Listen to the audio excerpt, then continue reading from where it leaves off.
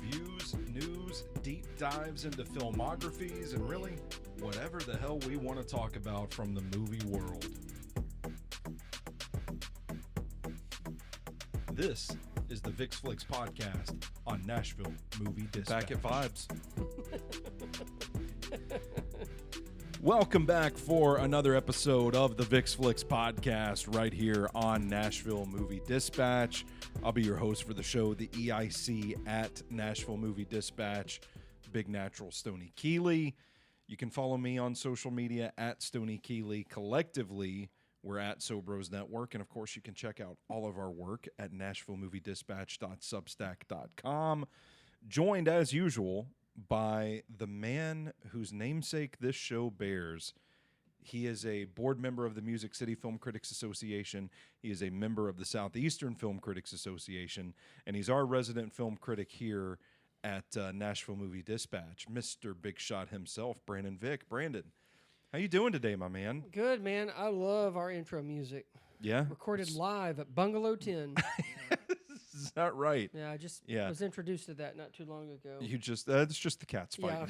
Yeah, well, I'm making sure they're having a street fight over here. Don't worry about that. Yeah, I'm glad that they picked 30 pretty seconds good at into us picking, recording to start They're just pretty good about going that. crazy. But I just saw Brett's shoes and thought it was a cat, so I'm This really is 40. paranoid. Really paranoid. This is 40. This is But what it's like getting old. No. Doing good. Happy to do this one. I'm glad that got all of us together. This is a big one because we are literally halfway through 2026, which means we're halfway through the movie season. We're in the thick of the summer movie blockbuster, if you want to call it that, season. Before we go any further, I do want to introduce our buddy Brett because our buddy Brett is here as well. Brett, how are you doing? Hey, I'm good.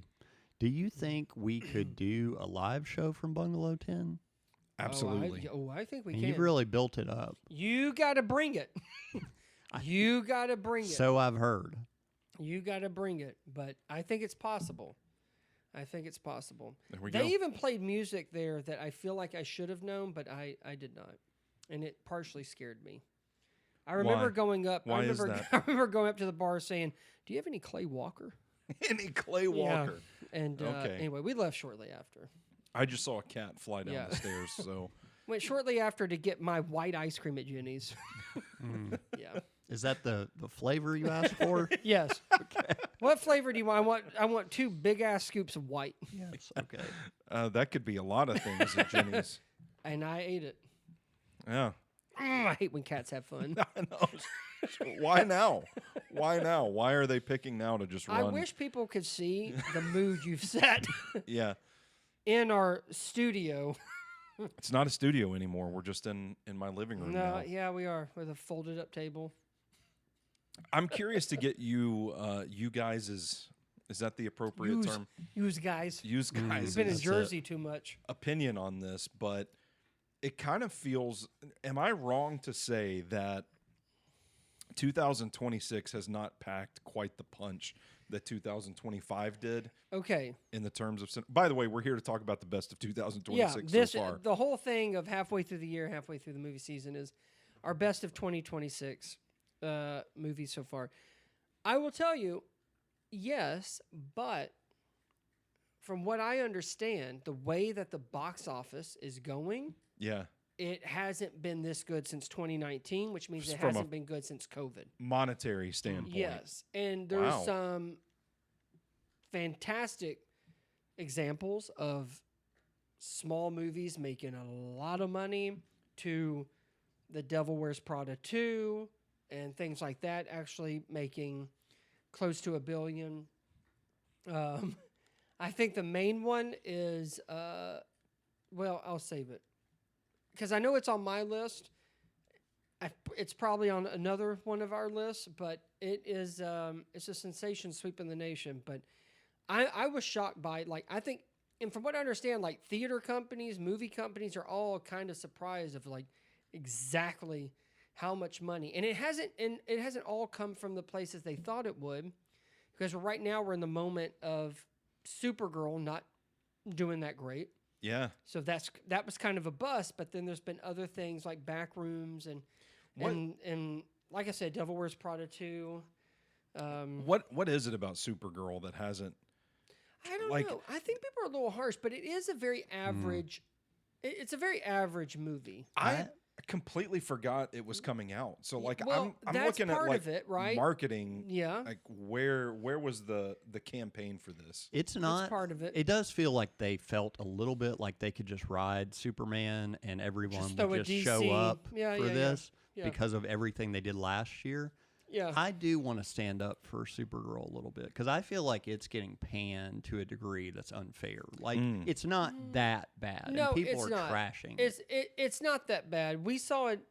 Did we see it in IMAX or no? Yes. We did see it in IMAX.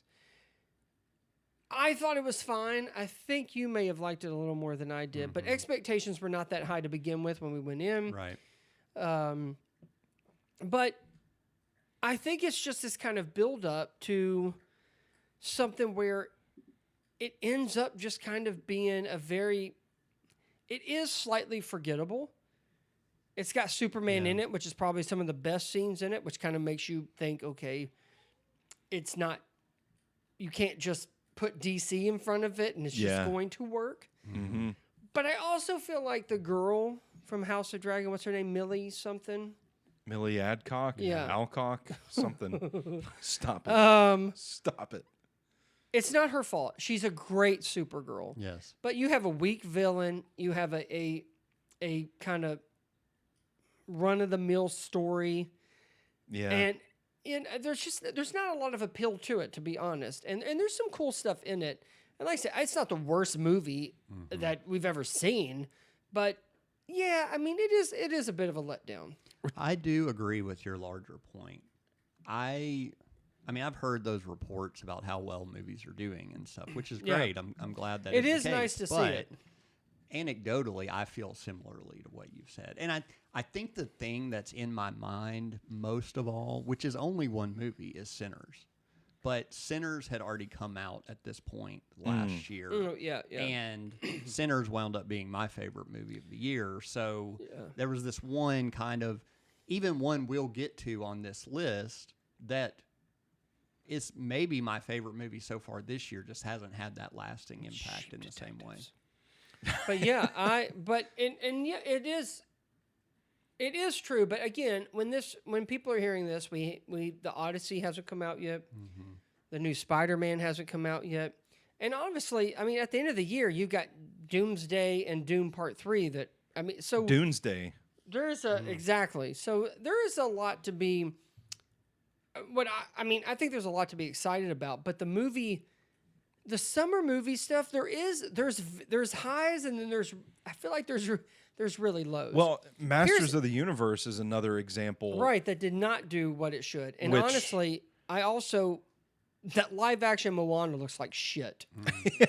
And it comes out, it just came out, and I'm like, I don't even know why we're even trying this. I hope it's the death of live action remakes. I do too. And I really think The Rock wearing a bodysuit, it looks so stupid. When I saw that first picture of The Rock wearing that wig, my wife and kids have been saying that I've been just like grumpy old man about that movie, and I took it to them immediately and said, tell me this is going to be good. Exactly. Exactly. You look me in my eyes and tell me. Exactly. I really hope this is the end of The Rock. They just the end of him altogether. Forever. Like he's not even. He doesn't do anything. Done. Anymore. No. The next time we see him, he's in a Memphis field house wrestling Barry Horowitz. Okay. To make money. This is an aside, but I did see somebody say after that movie bombs, this man finna ruin SummerSlam. Yeah.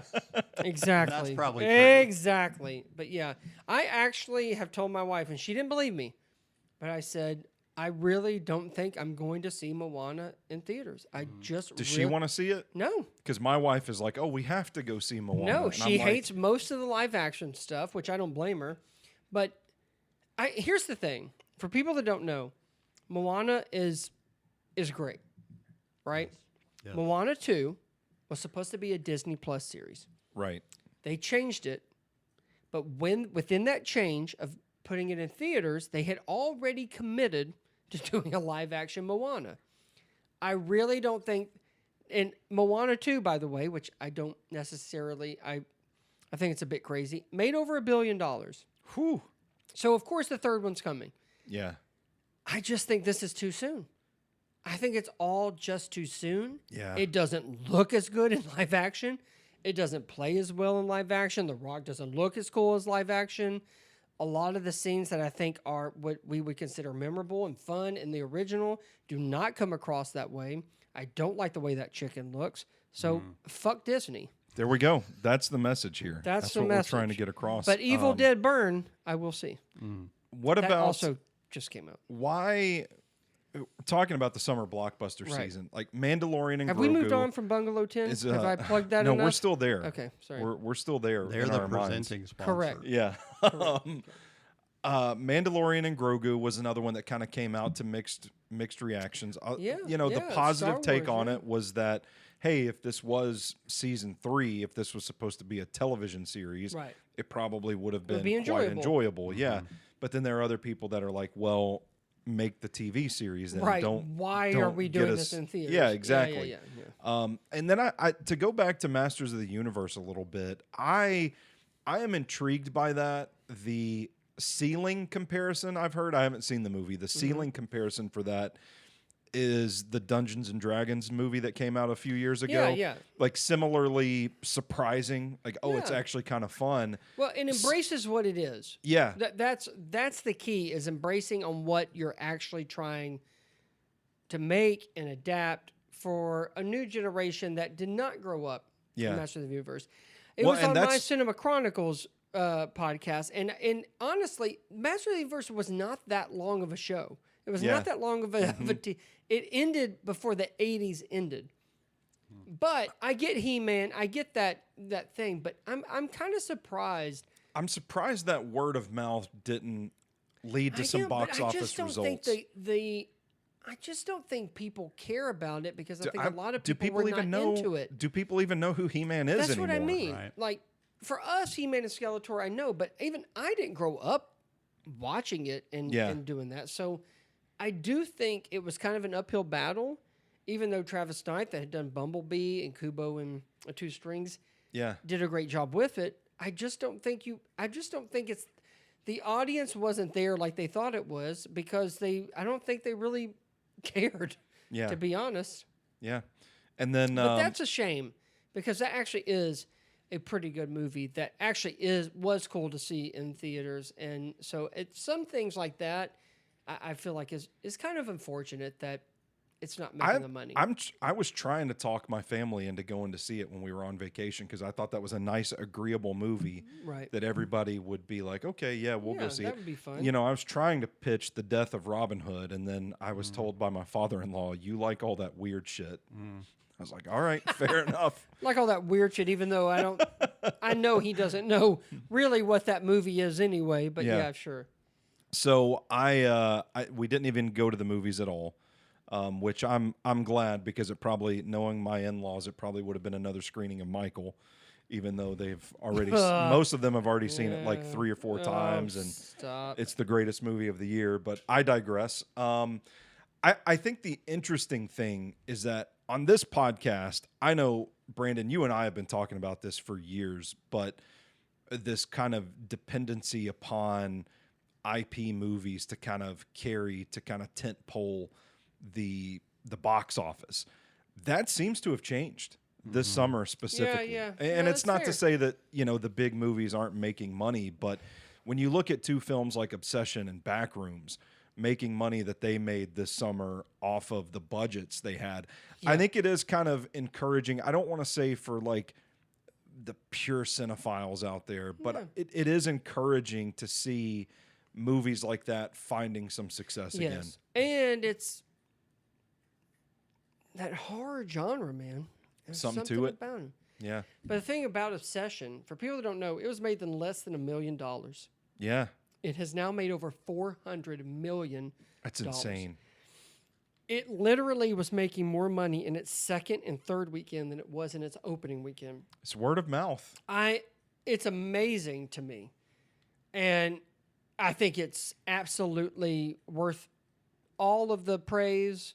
Mm-hmm. There's talk about can it get in with Oscar stuff? I hope it does. Like, let it. Well, I mean, Let it run. Like, let it run wild. to the point we were talking about earlier, if this is considered a quote unquote weak field so far, Yeah. I think that door is absolutely open. I think so, especially if you allow up to 10 movies. Yeah. Man, wouldn't that be something? Obsession in the best picture category. I think it's. I do think it is. I think it's possible, and Yeah. you can't deny that box office. You really can't deny it. For other things that they thought were probably a surefire thing, like maybe Masters of the Universe or Supergirl, Obsession comes in and blows all of that out of the water. I mean, that means something. It means something. Any other thoughts on the year in film so far before we get into our favorite films from 2026 so far? Parts of me kind of feels like the summer season isn't quite what it used to be. No, I agree. And I mean, I think it it's really kind of feeds into what this discussion is about. But it is kind of like, oh, okay. Oh, Nolan's got a new one. Okay, cool. Oh, a new Spider-Man. Okay, Yeah. all right, that's cool.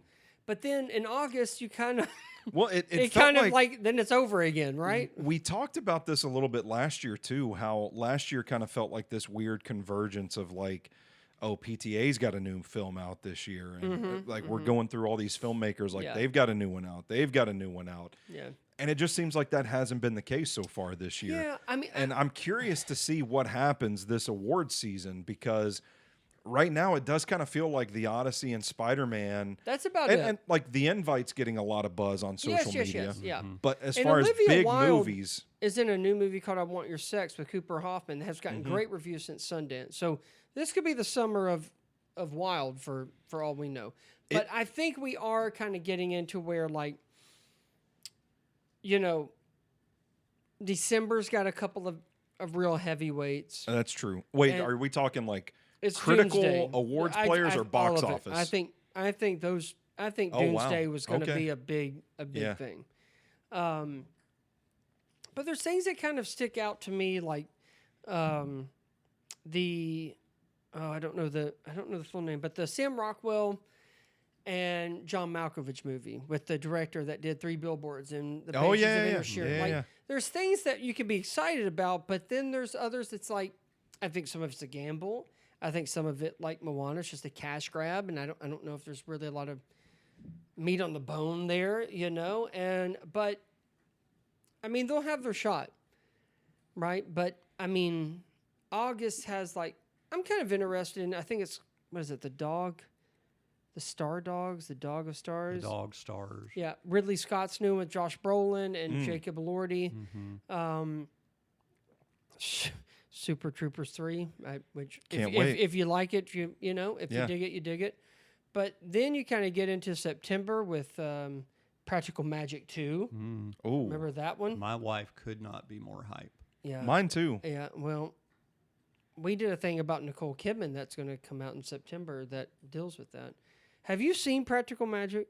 I have because I was forced to. Right, okay. Yeah. okay. I mean, I was okay with it, but I was also forced I like that, you know, coconut song. to. Yeah. I've known that for a long time. We all have. Yeah, we recently went back and watched it and realized that, I hate it. yeah, I'm not. It's one of, again, Rabbit It's- Trail. it- but I for, didn't- I for didn't- JC, I really didn't- For JC, it's a nostalgia thing. Yeah, It could my be. wife I too. can understand My that. wife too. I forgot how silly and stupid it really was. I But, won't let her listen to this. But yeah, no, don't. Please don't. I don't want to be in divorce court. Listen, I went on Ramon and Will one morning and said to all of Nashville that Hocus Pocus is a bad movie. So It's not a great I can. movie. How are you still I in can- town? How I are you can not take run it. out of Exactly. What's funny is I don't think I've told this story, but Ramon's wife actually texted him and said, "Get that man off the air." Town? Yeah. Oh. Well, Cut his hair. maybe So- reasonable. I So, can but I yeah, can take the heat, but but- I was quite disappointed after the reputation. My wife built that movie up Yeah. as like this is spooky season. And let me tell you, This and is for the someone essence that of doesn't Halloween. mind Hocus Pocus, when I watched that second one, I'm like, get me out of Awful. here. Yeah. Anyway, I said, take me to the Hermitage Animal Clinic and put me to sleep. that's right. Mm-hmm. Or all my animals died. But yeah, I So, I'm happy to see the box office thriving. I wish Masters of the Universe would have done better. I even wish Supergirl would have done better, but I'm going to go see a double feature just to give them my money. You should. It's probably already I hope that what we're saying is correct. Like, I hope Obsession lasts. Oh no, there's been So yeah. But I am not yet ready to bank on that because bank like on every Obsessions. Year, I'm saying from an awards perspective, from like a critical perspective. Yeah. Because you're going to have that kind of whatever this year's version of kind of Murderer's Row that's going to come out in the fall. Now, last year I thought the same thing about Sinners. I thought it would get overlooked and passed by eventually. And that's true. Yeah. So it will be interesting to see. How do you feel about Rami Malek winning the Oscar for Bohemian Rhapsody? Because I feel the like best part was his teeth. he won an Oscar for being Bugs Bunny, and I say that because even though it is the highest grossing, it has passed Oppenheimer to be the highest grossing biopic of all time, Michael, I really don't like, maybe Coleman Domingo as the father, maybe, but I really don't get it. Like, I really, truly don't get it. First of all, it's so sugar coated, and they act like the part 2 is gonna go into stuff, and okay. Take that for what it's worth. But I'm like, this is not all of his life. Like, this is not, I mean, it is a movie, but it's not real compared to what I would say he's going to be remembered for. Stoney just got a text from his in-laws that said, "Oh no, man off the who air." saw it on the third? Yeah, who saw it for the fourth time? It is unanimous. Like, I'm talking like my father-in-law, all my cousin-in-laws, love that movie. But is it just like we love his music? And I think it has to be. I think that's what it is. Because I went to a family cookout when we went up for Memorial Day. And my cousin-in-law had Michael Jackson playing on Spotify, like the Michael Jackson, and they were just like obsessed. Like, I can't. I really can't listen to his stuff because I just maybe somebody somewhere in that family cracked open a One Wish Willow about Michael Jackson, maybe, and pretend that nothing else ever happened in his life, and that he was not fucking weird for most of his life. Quite surprised to see that it is. Second on the year in total gross. Right, it's going to hit $1 billion. It's going to hit $1 billion. And by the way, Jackson Estate gets some of that percentage, so I'm sure they're very happy with it. Also, the movie also doesn't even address Janet Jackson at all. Hey, Toy Story 5 is already at number 3. Okay. Oh well. Now you've punctured my heart, and I love it. Can I just tell you? That franchise is one of the absolute best. Anytime someone says, "Why would you make another one?" Yep. They go in there and they say, "Here's why, you son of a bitch." Let me say it in Woody's terms. Yeah. I think I felt that way, especially when... Hey, Buzz, you son of a bitch. That's my Woody impression. That's I good. think I felt that way, especially when we had 3 and 4 was announced. That it felt like, what are we doing here? Yeah. But now I say, that's right. And I think this is what I said when what I put on Letterboxd. If they make 100, I'm going to go see 100. And also, for people that don't know, I've heard them talk about this in their kind of like interviews and stuff, is that they have never signed a contract that says they have to do more than whatever the movie is. So that means Pixar has gone back to at least Tom Hanks, Tim Allen, Joan Cusack, and says, "Hey, we got an idea." Because he said, like, we never signed anything that said we had to do 2, 3, 4, 5. That was never the case. And each time they have their pulse on just the way the world is and the way kids are. And as a parent, watching my son play with these toys, it's a gut punch because it's like, you know what? He's just now discovering these things. And he's going to discover more, just like I did with G.I. Joes and Ninja Turtles and wrestling figures. And one day, you're not going to play with them anymore. And it's part of growing up. But then how does that go? And It's one of the best film franchises ever.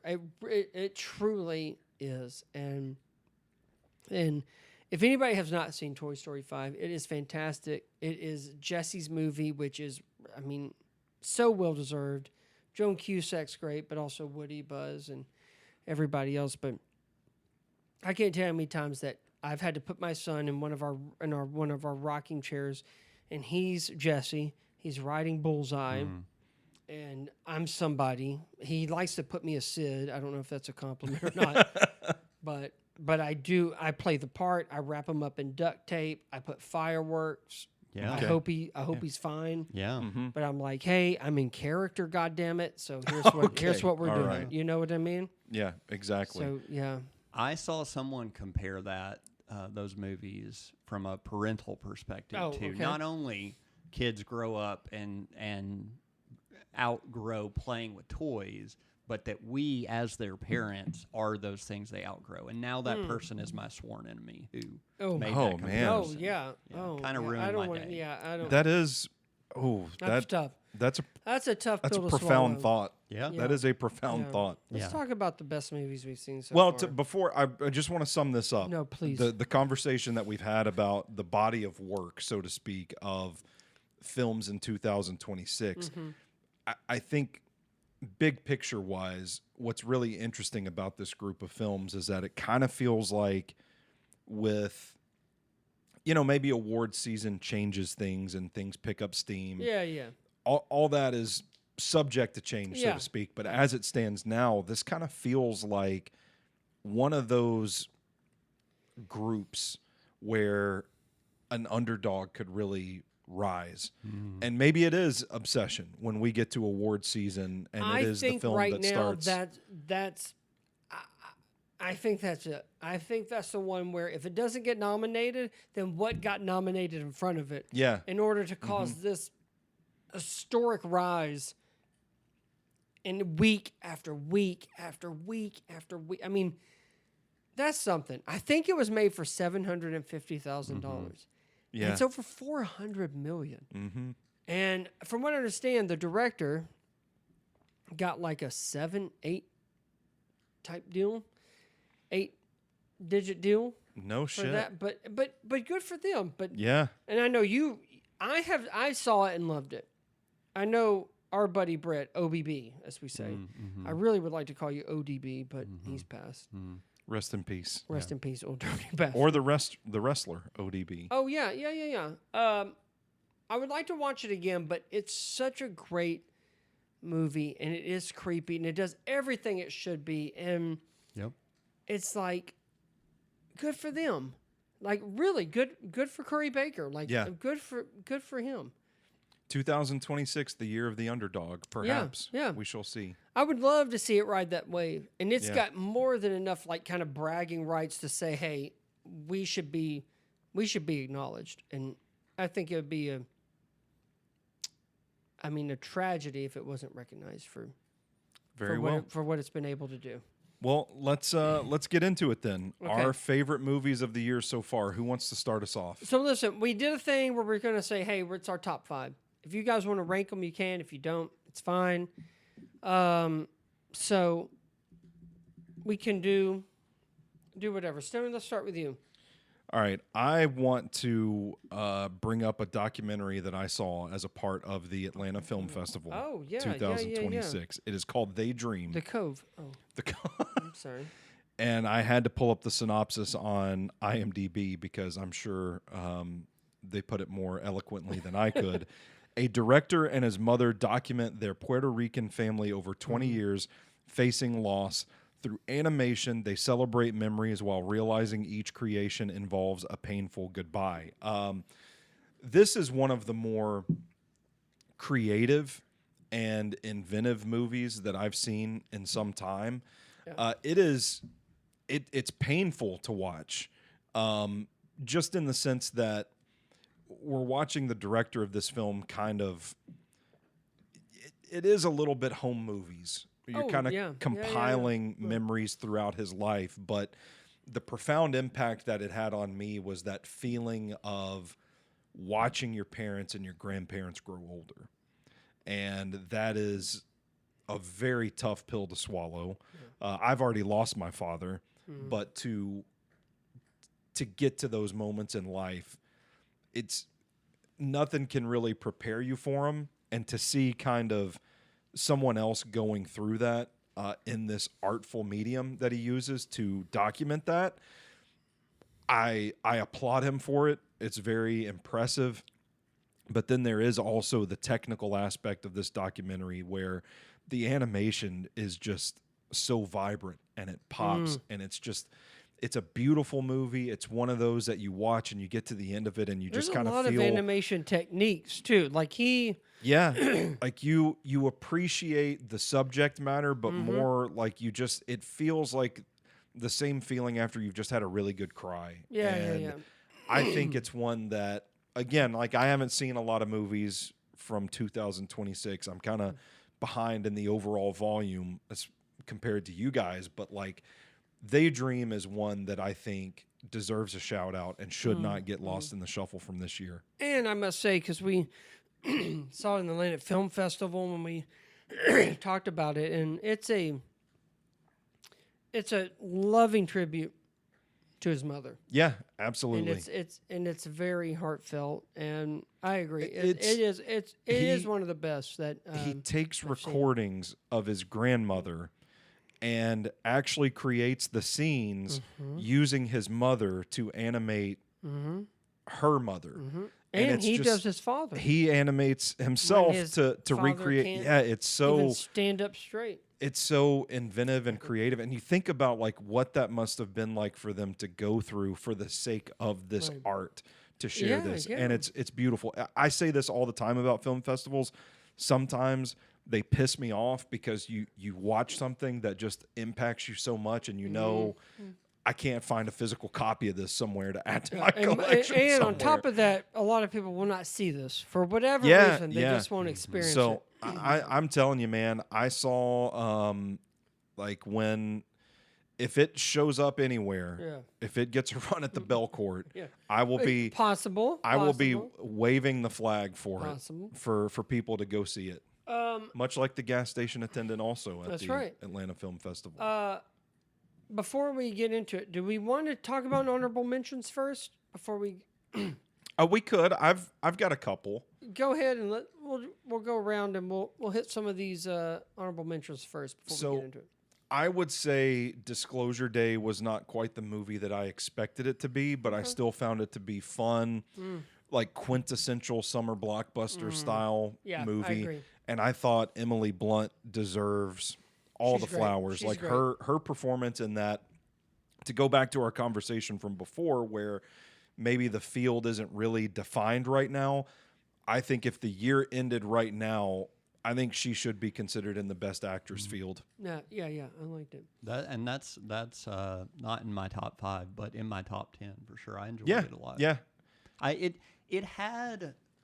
It had some aspects of like traditional sci-fi blockbuster that I mean, because it's Spielberg, those things come naturally, but there were just some things almost at times that I think would be perceived as hokey in a lot of movies today, but belong to the genre in a lot of ways. And I appreciated that element of it, that a lot of those pieces of music plays when the bad guys come in. There's kind of this like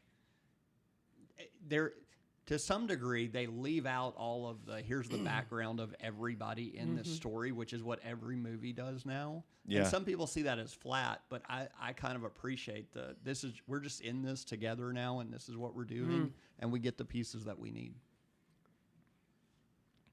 Am I going next? Yeah. Am I doing it's live, pal. Mention? Well, I have another. Do we want to do all of our honorable mentions at once? Because I do have one more. Sam Raimi's Send Help. I've seen a lot of that, and it is a fantastic movie. Dylan O'Brien, Rachel McAdams. It's a very fun movie. I had my wife check it out when it came on Hulu or whatever. It's on one of the streaming services because my wife saw it and was like, "Oh, we should watch this." And I was like, "Do you know what this movie is?" But And it's she very said fun. no. And I said, okay, let's I watch thought it. it was like a romantic comedy. Yeah. JC thought the same thing. No, It's like, all right, let's watch it. But they dug it, and Dylan O'Brien's great, but Rachel McAdams, she's so fantastic. She's got it. Yeah. And I love where Sam Raimi worked with her with Doctor Strange and whatever the madness thing Multiverse is. of Yeah, Madness. Medicine Woman. which I liked it. But I like that he recognized that she could come and do something like this. And anyway, she's great, and I've seen actually this movie in a lot of people's top 10 and everything. And I'm like, you know what? It does deserve it. Sam Raimi kind of brings his energy to it, and Rachel McAdams is, like I said, sensational. Yeah, I'm high on that one as well. Those are my two honorable mentions, along Okay. with my number 5, Daydream. That I Right. No, jumped the shark that's a fine. bit. That's fine. I'll just share one honorable mention because I feel like we'll hit some of these other ones, and Stoney's already hit a couple that I would have named as well. Crime 101. That's one of my favorite movies of the year. It's not quite in the top 5, but it's a very I assume, I've only watched it once in theaters, but I assume it would be a very enjoyable rewatch. It's got a lot of Heat vibes from '95, which we're all fans of. Yeah. And so that's one that I really enjoyed and would recommend a lot. I will say, and it's one that I really enjoyed, and I'm sorry if this messes with people's top 5, but it's right beneath it. But 28 Years Later, The Bone Temple. Ray Fiennes is just phenomenal. I loved him in 28 Years Later. There's a real relationship part in this movie. It is a horror, but there's so much comedy. And then there's, I think, a scene that's been talked about where he kind of lets loose for a song. He makes this film. I think it's one of the best movies of the year. I really do. Certainly top 10. And Ray Fiennes is just sublime, and I really enjoyed it. And I also want to give a shout out to Elvis Presley in concert. There's been so much about him, but the fact that Baz Luhrmann, and I'll be honest, when we first kind of when I first kind of saw Baz Luhrmann, who did Elvis with that Austin Butler, Tom Hanks, I'm like, oh, he's just cashing in on his name. But this is truly a different perspective on him. It deals a lot with this Vegas residencies and concerts, but you also see such a different side of him that is just the pure joy of making music and collaboration and him being at the top of his game. And I remember walking out of there, and I mean, with IMAX, just the sound and stuff is blaring and the songs he would sing. And it very much was just a sensational reminder of why he is the king of rock and roll. There's always kind of this depressing side of it because of the way he went out, but when he did it, and the way his devotion and commitment just to the pure just music of it and performing, it is sensational. And I want to see it. Yeah, I saw it in IMAX and the sound, and I was trying to get my in-laws or who ended up seeing it. I'm like, you have to see it for what it is because it's very powerful, and I really enjoyed it. It was much more than I thought it would be. Well, I've already named. Anyway, They Dream. You got it. I've already named my first film right. of the 5. So, right. Brett, I think that puts you on the clock. Okay. Yeah, go ahead. My number 5, which this is kind of like low-key favorite of the year. Like when I think back of movies, like this is one I really love, Tuner. Ooh, yeah, okay. yeah. Don't we have a review of that on Nashville Movie Dispatch? We do, yeah. Probably Yeah. so. Brandon and I saw it together at the Bell Court. Yeah. In some ways, a very simple movie. Kind of a story that has been done in ways of somebody that turns to a life of crime for good reasons. But the acting in it's great. The aesthetic of it, the piece about the lead character's got this sound sensitivity and the way that that's all kind of brought in is really good. It's been a couple months, but what I remember, I feel like it's a very just kind of smooth watch and ride. Like Leah Woodall, who plays the main character, right? And he's got a hearing deficiency thing that also he's a piano tuner for Dustin Hoffman, who, by the way, I've missed Dustin Hoffman. He's great. I wish he great was in it. actually in it more. Yep. But his hearing deficiency lets him fine tune a piano, but also be able to to kind of crack open the safes. Yep. To steal, and there's a reason why he wants to steal. And Haley Richardson's in it; she's great. And we did see it. And the thing is, I hate that it didn't get a wider release because here in Nashville, it did not play at Regal, did not play at AMC. It was just at Belcourt, but we did see it. It's a fantastic movie. I agree, and I think it's got one of the absolute best endings of a film I've seen this year. Yeah, I put it at 5, but it's on paper it's 5 on my list. But Oh, wait, someone's coming out. That wasn't recorded. Oh, Keep I'm going. sorry. I'm sorry. That just turned on the World Heard in Cup my headset before I in our started the plane. headphones. we thought someone was breaking in for a promo. I thought Samoa Joe was about to come out and lay the smacketh down. I put it at 5 on paper on my list, but in my heart, it's probably higher than that. Yeah. Like my affection for it, I really love this. Listen, in my top 5, I had the same thing. Tuner was great. It's a nice surprise. Wow. Yeah, and Leo Woodall's great, and he's going to be in Tony about the Anthony Bourdain movie that has Dominic Sessa. I am excited about that. It's great. Dustin Hoffman, haven't seen him in a while, and he's great in it. I wish I could get more of him, but it was a great film, and I love that ending is so good, and the way that they do it, and it's really stuck with me. So I agree. So Tuner is one of my it's one of my top 5s. I will go ahead and say that one of my top 5 is Obsession. I'm just amazed of, first of all, how it's done, but also the performances in that. And it really kind of covers so much about relationships, but also the dynamics between a male and female, the selfishness of that character and how it kind of takes over with the female. And I really enjoyed it. There's a lot of creepy moments. It's a lot of tense moments. Underrated score too. I don't think people are talking about the the sound.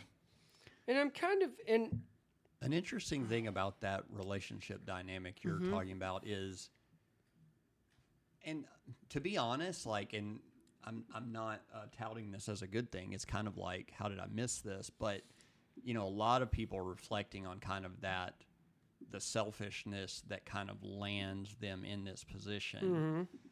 But that's the kind of thing that routinely has been in stories as just kind of think of a movie like 10 Things I Hate About You. Character motivations in that are selfish, but it's propped up in a way that's Is that Heath Ledger as the Joker? Yeah. Okay. Yes. It's propped up as sounds oh, stupid. this is sweet. He has such admiration for this girl that he would kind of connive and make this scheme to make this happen. But this really twists all of that on its head to the point where you would kind of trap somebody in your own device of. Yeah, for sure. And I butchered her name, and I'm almost afraid to do it again, but You can do it. Indy Novaret, I think that's right. right? Yeah. She's fantastic. Yes. There's been talk about her being nominated, and she's kind of taken it in stride. She's fantastic. I mean, she really is. And some of those scenes where she comes in, and there's a couple scenes where they're in the bedroom, and she's in the corner, and there's one about in the car where she kind of sneak attacks somebody. It's crazy, but it works so well. And their chemistry is off the charts. And I didn't think that this would be in my top 5, but I think as things have gone on, and obviously other films that I've seen, it's really quite the accomplishment to do something like that is scary and creepy and funny, but also you can really find intensity of it all, but also there's that performance that everybody kind of gravitates to, of like, how do you do it? Like, how did you do it? Where, and for people that don't know, with Obsession, there's also this great perspective that that Curry Baker didn't even have to do. But the fact of like not having control of your body from a female perspective. Yeah, thematically. And the way that is carried through, I think is quite profound. It is. In many ways that maybe when you watch it the first round, you're not connecting at all. I know you've seen it, I think, twice, right? Yep. And I'm just amazed by the process. I'm amazed by the execution, and I feel like right now it's a top 5 thing. And as I've been talking about, which did I mention? I mean, it's made over $400 million. I mean, that's crazy. It's crazy in this day and age. Obsession is in my top 5 as well. I've got it at 3. Okay. So, is it in yours, Brett? Yes, I've got it at 2 on my list. Okay. All right. And it's kind of moved up slowly. This is the one, for all of the reasons you've already said. This is the one when I like think back on the year of movies we were talking about earlier so far. This is the one that constantly kind of like rings in my head that I go back to. Yeah. And that's why it's kind of moved up on my list slowly but surely. Very well. I will, if I have to be the flag bearer for this film, I will champion it proudly. I'm going to mention The Sheep Detectives in my top 5. I'm on your team. It was on my honorable mentions for sure. I was so surprised by this film. It is, to me, one of the more wholesome efforts that I've seen in some time. I thought the humor was delightful, and I loved the setting.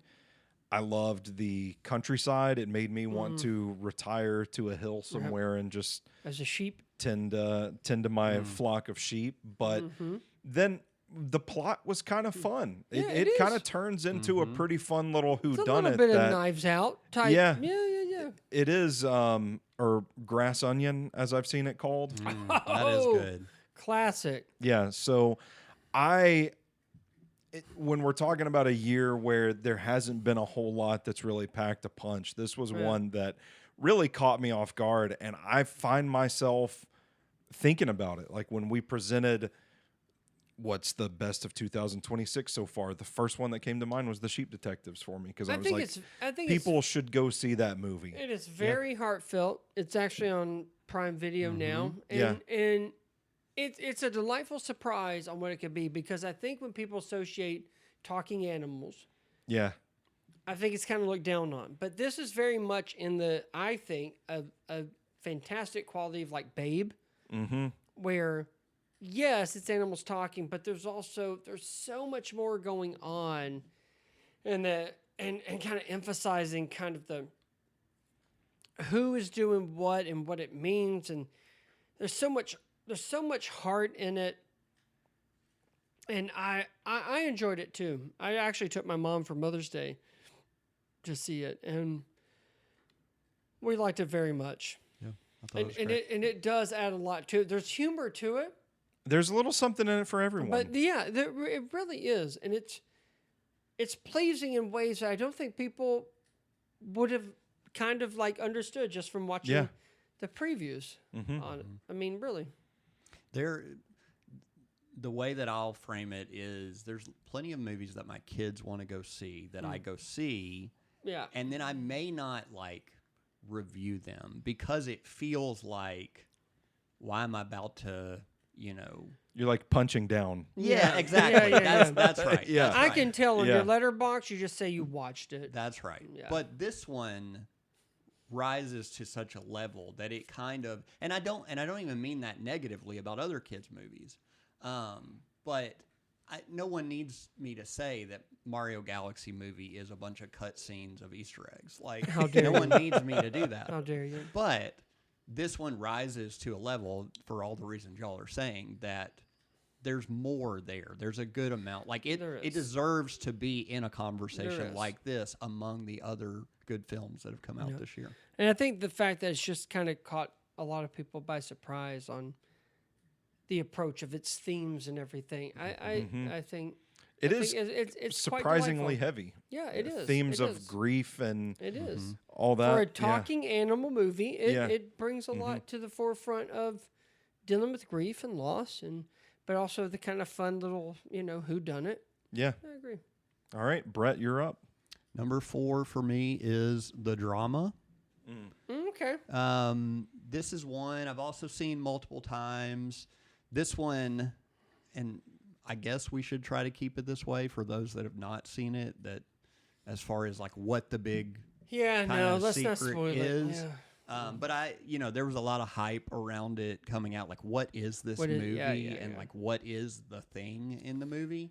Yeah. And I was mostly surprised by that. Something had slipped through that kind of gave me a hint. But I was mostly surprised. But I love I had 2 very different viewing experiences. The first time I viewed it in a very tense, it made me very uncomfortable the first time. Sure. Yeah, And yeah. not even because of what the thing is, but just the interactions between the characters. It all made me uncomfortable. It is very tense, in that regard. Yeah. It's not just the subject matter, but the dynamic between the characters. That Which just I think is feels very like- intentional. like It's, you guys need to chill. yeah, Like, it's very intentional. Can we calm down? And Well- it's even presented a way like, oh, well, since we're sharing things.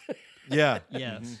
And I left that viewing very kind of contemplative about the way we view others, the way Yeah. we place judgment on others, the way that we think, the things that we think we know about a person or not.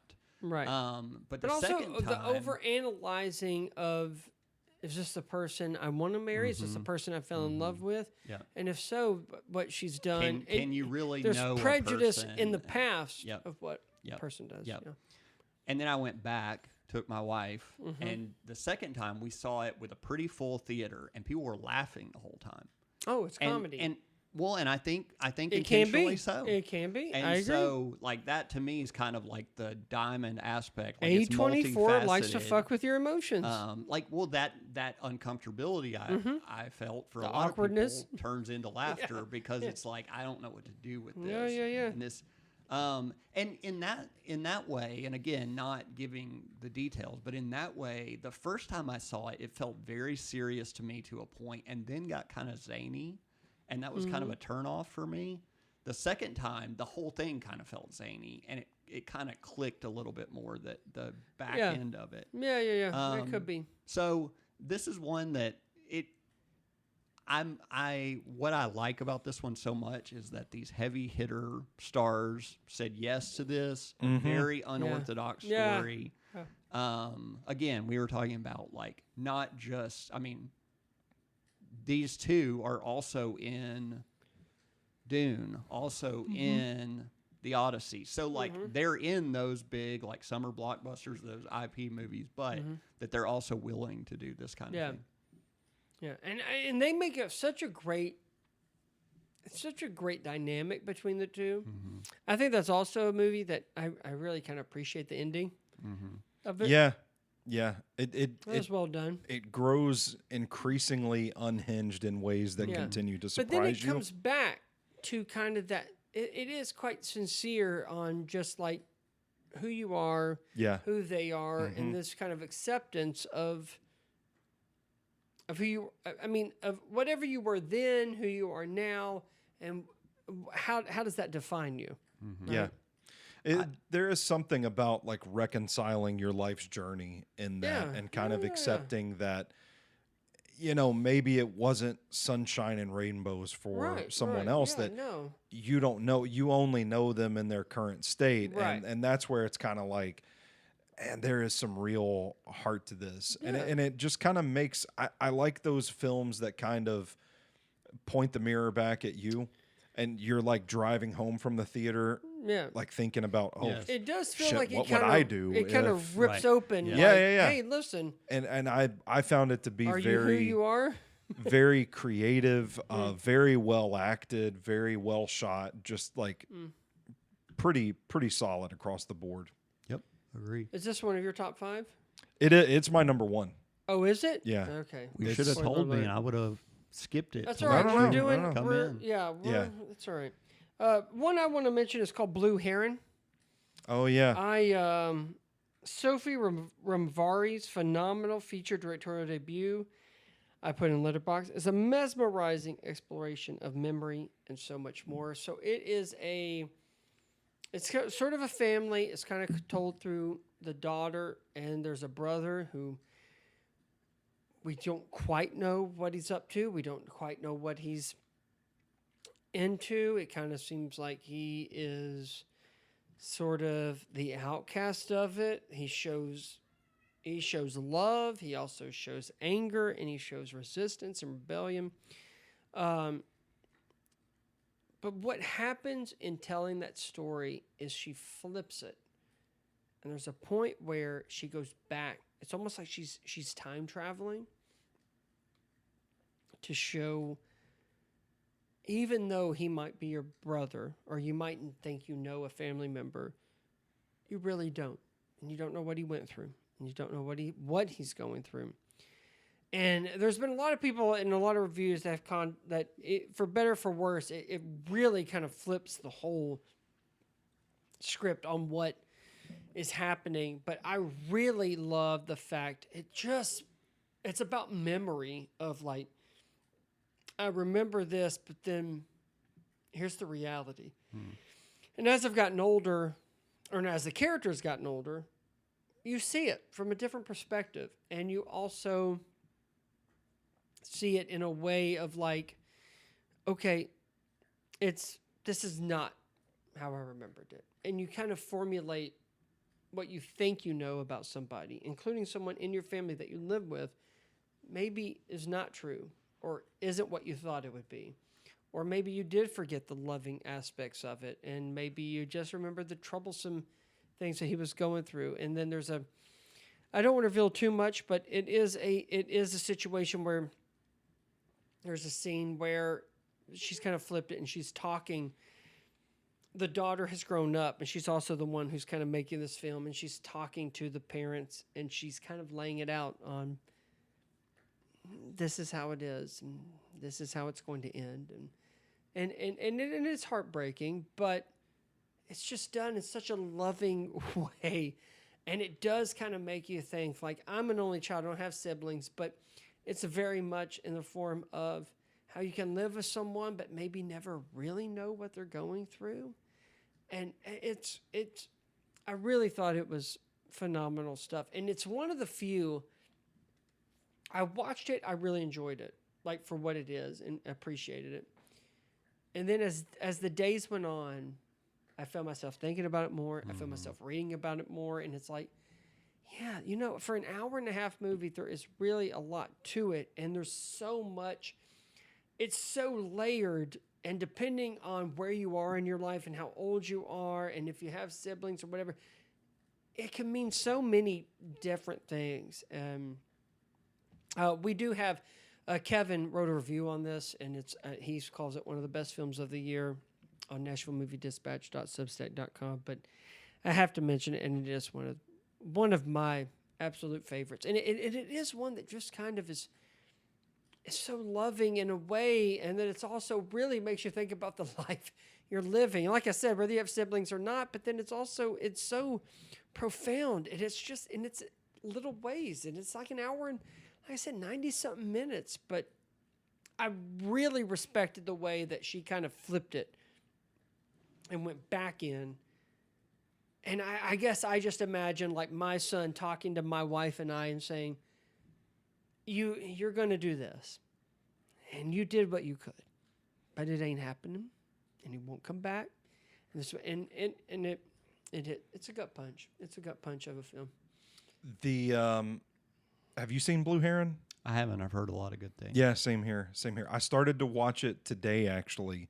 And then when they started speaking a different language, I was like, oh, I can't actually watch this and work at the same time. So I need to save it. Is it available somewhere?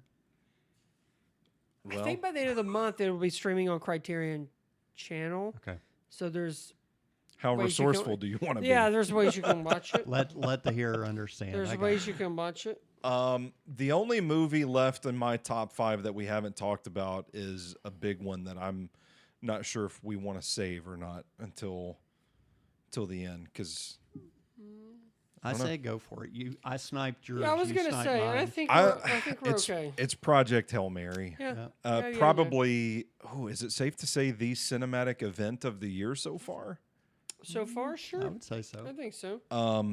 Really fun experience. That early Sunday morning matinee, undefeated in my opinion. But you want to talk about a movie with a big heart? The subject matter is awesome. The story was awesome. The acting was awesome. But the bond that is created throughout this film is what ultimately. I mean, I was bawling watching this film. So for me, it stood out in that regard. A very, very emotional film. Fantastic, technically. I mean, this is what going to the movies is all about. And you hadn't read the book, correct? No, I didn't. Because this is the same guy that wrote The Martian, right? Andy Right. Weir. Yeah. And Brett and I have a podcast where we talked about it. And Sean has a review on NashvilleMovieDispatch.substack.com. That's one of mine.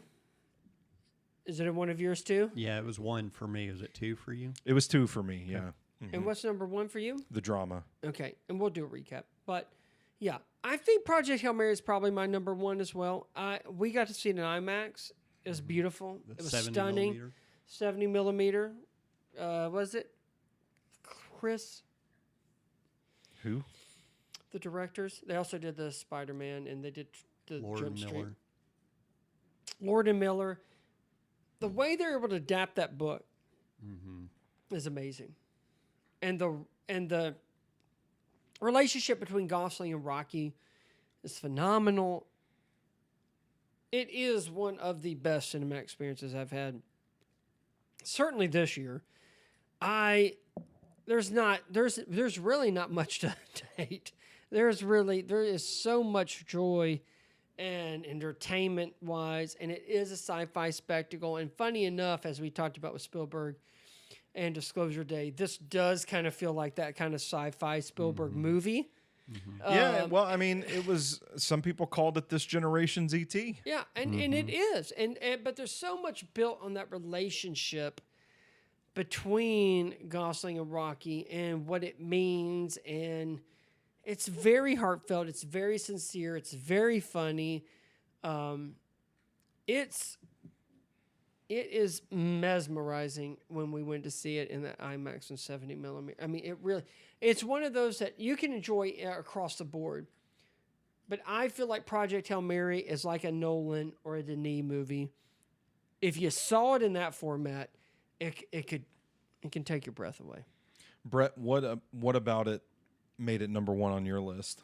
It hit me in the exact right moment. And part of that was we had just finished reading the book. Yep. And so Well, I read it. yes, I You finished. I listened listened to to it. some of it, which I have no regrets Right. about. Well, wouldn't call you a reader. But having taken in that source material, I was going to ask you this question, Stoney. You read a book and you're kind of, and if the material is fresh in your mind, you're kind of checking off moments as you go. Yeah, like, sure. all right, here's what comes next. Or how is it going to be handled? Yeah, or and- how are they going to portray these interpret certain it, yeah. scenes? And like you said, I think the way they adapted and edited from the book Yeah. was done so well. Right. I Which, have how heard- rare is that? Yeah, Where you walk yes. away and you think, they actually made the right adjustments Yes, yes. from page to screen. I actually preferred the movie over the book, which I don't know Yes. that I've ever said Overall that entertainment before. value, yes.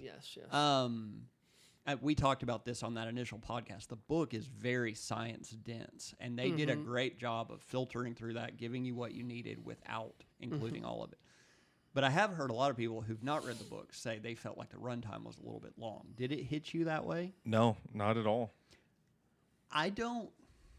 I saw it twice. So I saw it when we saw it on the IMAX, and then we went back and took The Boys, which was another like, this is a great movie moment. And your them. wife went with us the first time, right? Yes. Because we all talked. Yep. Yeah. And they loved it too. And her favorite movie is Princess Diaries, so we didn't know how she would react. Actually, Practical Magic, or that's close. I'm sorry. You should have ran with me. Yeah. I won't let her listen to this. Yeah. It's the one that all of that is the positive, and I do have it at number one. Mm-hmm. I think by the end of the year, if things kept on the trajectory they are, I don't expect it will be number one for me at the end of the year. Mm-hmm. I honestly think even with the current list that Obsession could overcome it. Yeah. For all the reasons y'all are saying are the reasons I couldn't deny it. Would you say you're into women not having control of their bodies? Well, that's what good question. That's what the film's about. I just want to on record. On record. But it's just the novelty of Obsession. I feel like could overcome. But we're only halfway through, and we talked about some big movies that are coming. But I still think at the end of the year, that cinematic experience that very few people can make it so memorable. Project Hail Mary is absolutely one of them. Those are all the pieces that made me feel like I can't take this out of this spot at this point. Yep. Right. I think the only thing that's left for me is it's in limited release, and it actually just came out in wide release this past Friday. But I have The Invite. In my letterbox, I give it 4.5 out of 5. I think it's one of Olivia Wilde's best. I was a fan of Booksmart. I loved it. Don't Worry, Darling. I feel like a little shaky. Oh, yeah. I didn't hate it, but it's not quite what I thought. But with that, and then all of it was like Olivia Wilde and Harry Styles thing and Jason Sudeikis. Yeah. But and I read somewhere where it's almost like gave her the freedom to be able to do something like The Invite. And honestly, I'm thrilled about it. I got to see it in advance here locally at Belcourt Theater in 35 millimeter. It was great. I always associate 35 millimeter when we see The Holdovers, which I think was one of the best viewings. But I've said this about The Invite: an undeniably smart and sophisticated and surprising and hilarious comedy that is led by 4 sensational performances. Each one is flawless as the next, while being enveloped in an awkward, chaotic, and horny dinner party where manners are thrown out the window. Along with a first-rate script, Olivia Wilde's direction is sublime. It's her best effort yet. Her use of design and space and the juxtaposition of tones are noticeably remarkable. And I end with saying, within the laughs and absurdity, which there is an honest and it's an insightful and a rather relatable portrait analyzing grown-up relationships and our hankering for human connection. It's an easy 1 hour and 40-something minute movie. It is based off of it's an adaptation of a foreign movie. It's done so well. Seth Rogen, Penelope Cruz, Edward Norton, and Olivia Wilde. Are they the only 4 in it? Basically, yeah. It's just them 4. And their dynamic's great. Their chemistry is so captivating and just it's intoxicating just to watch them. And there's a scene where there's all this kind of things, and like I kind of associate like the way Seth Rogen reacts to certain things. Is I feel like that's how I would kind of bring. That's kind of the attitude I bring. But there is a thing, no matter where you are in your relationship, new, old, newlyweds, married for 10 years, 50 years, there's something that just resonates in it all, and trying to navigate that. And it's not easy. It is hard work. But it's also funny. And there's also this kind of exploration of just like of sex, and there's no judgment in it. And I really enjoyed it. I was really impressed with what Olivia Wilde was able to bring from Don't Worry, Darling to this. And I do think this is her best film. And I'm excited to see what she does next, but I'm also very excited to see Seth Rogen be in the role that he is, which he's kind of Seth Rogen, but not. Olivia Wilde really takes it on. They are the husband and wife. Edward Norton, Penelope Cruz. I think they say they're less than 2 years in on their relationship, but they're also working with what works, and then you kind of get the details of how what's led to this, and it's really great. I highly recommend it. I think, again, it's out nationwide now. It's definitely worth the watch. I know you wanted to go see it, and you should. And it's great. I'm so it makes me wonder. It's a grown-up film that we just don't see anymore. And I was watching a thing where Edward Norton was on Dax Shepard's podcast, and he kind of referred it to where, like, he didn't quite know if Mike Nichols kind of came in and took over, or if he's just smiling down. But it is one of those, and it's very much of a 70s inspiration of, like, of the films made around then, and of course where Mike Nichols started his career, and it's just so well done, and it's so smart, and it's sharp, and it doesn't dumb down things for you. And all four of them could be nominated. Like, they're all four have their sensational moments, and so I really enjoyed it.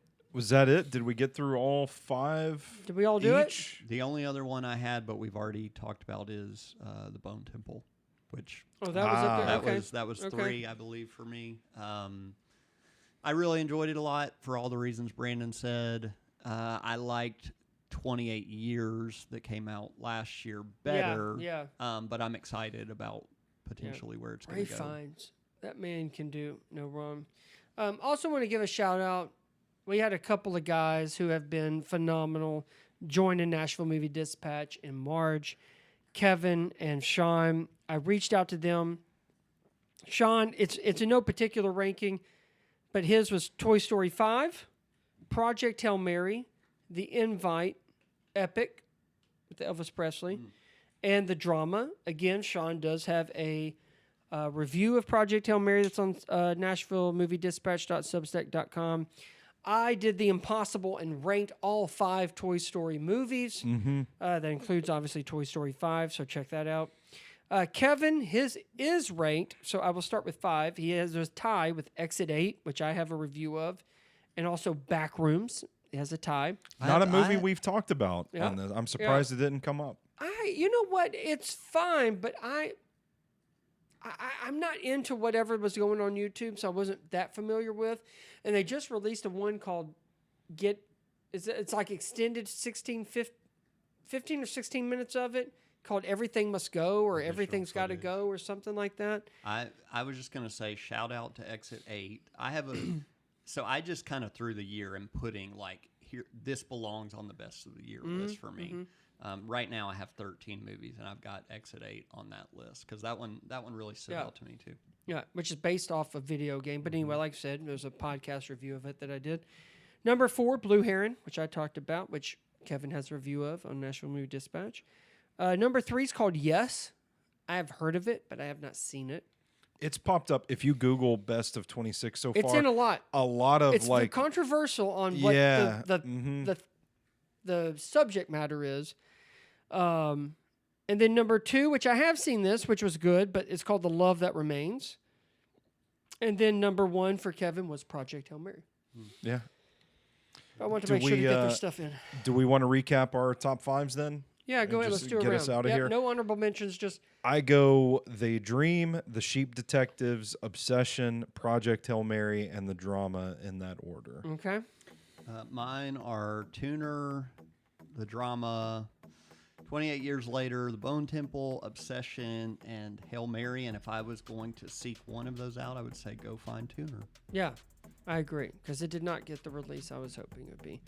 And then mine, again, in no particular order, but I think the way I did it was Tuner, Blue Heron, Project Hail Mary, Obsession, and The Invite. There you go. All right. Well, that is our coverage of the year 2026 so far here on the Vick's Flicks podcast. We're going to get on out of here. We'll be back with another episode for you next month. Thanks to our buddy Brett for joining us today. For Brandon, I'm Stoney. And until next time, you stay classy, moviegoers.